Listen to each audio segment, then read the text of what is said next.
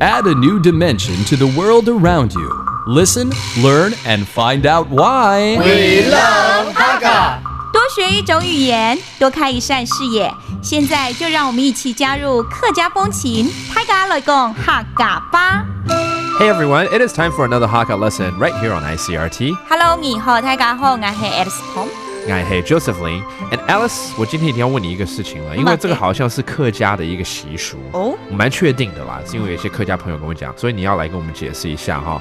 I want Alice to explain something because I heard this from some of my Hakka friends. It's a festival. It's a day that they call a crack in the sky day. I know it sounds really weird, but it literally means a crack a hole in the sky, and there's got to be some sort of story behind it. So I want Alice to explain this to me. 好，天才日係客家人爭要嘅兩個節慶，是嗎？哈，是客家人才會過的哈。係，就係在兩個元宵節後之後嘅5日，也就係正月20。正月20 Okay, so this happens on the 20th day of the lunar calendar, called the crack in the sky day. 呢兩日嘅時節，一般嘅農村嘅婦女就係婦人家會用過年用嘅甜板。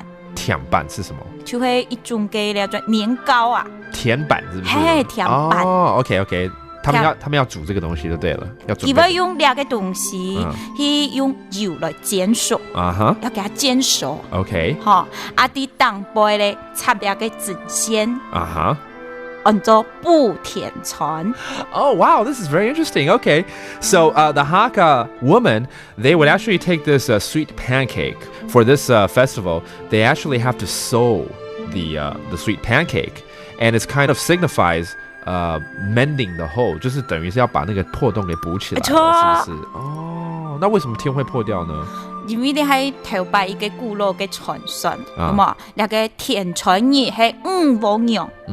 嘅布田，就係該日切對做我們的夏天去工作。